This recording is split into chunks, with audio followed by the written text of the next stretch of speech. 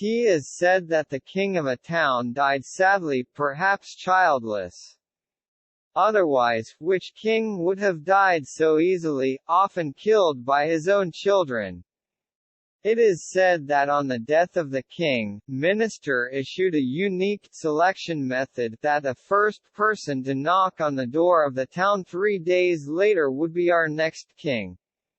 So as a result of this selection, the first person who came to the door 3 days later was a beggar wearing torn old clothes, a hat with a sackcloth on his head and a noose around his neck.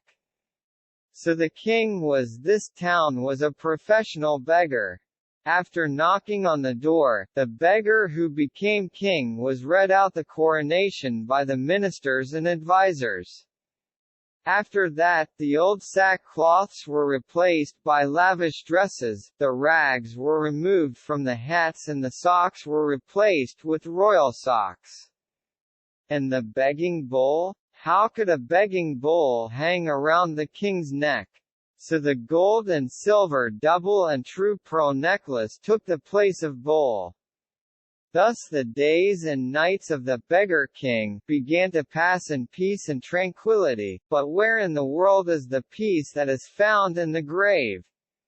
So someone informed the king of the neighboring country that the powerful king had been passed away and now he has been replaced by a person who does not have as much experience in governing affairs as begging. When the king heard this, he was very amused and said that he had been dreaming of occupying this town for a long time, which could not be interpreted because of the power and wisdom of the previous kings. But it seems that this time nature wants us to expand our country.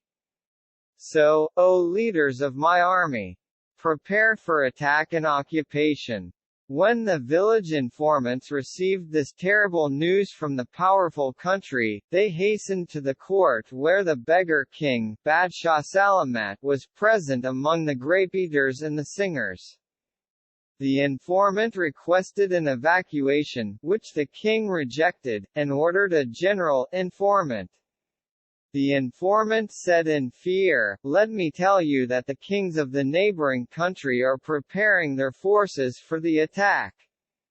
On hearing this, king paused for a moment and then said, "Let's do nothing, don't worry."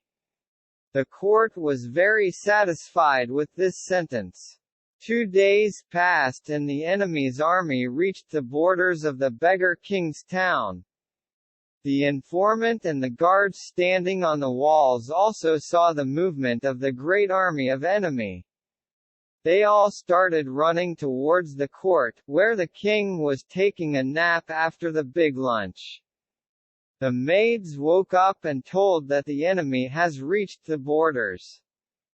The king got up in a hurry, heard the news of the movement of enemy forces and said, "Okay, got it, let's do something." The people had just breathed a sigh of relief when artillery shells were fired at the gate of palace and the guards of the town were shot by the enemy's flying arrows. The people, who were waiting for the king's statement and the implementation of the war tactics, became terrified.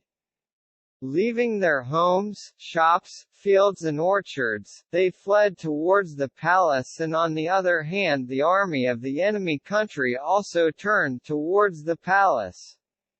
Anyone who tried to stop this movement along the way had to face death and destruction. When the situation reached the emperor through the army chief of the town and the ministers and advisors in charge of the affairs of the state, he realized that water was now so high above his head that to stay in it for too long would be death. On one hand, the angry slogans of the people were shaking the doors and walls of the palace, on the other hand, the cannons of the enemy were shaking the earth. In such a situation, the beggar king announced in a packed court, "I have made a decision. The king ran towards his dormitory, and a few moments later a beggar appeared from the dormitory with torn old clothes, broken shoes and a bowl around his neck. He cleared his throat and said, "Brothers, I am not able for this government, but if you ever need a beggar, you must remember me. Thank you for your favors. I have nothing to do with this country. I am wearing the same as I came wearing, bowl and clothes."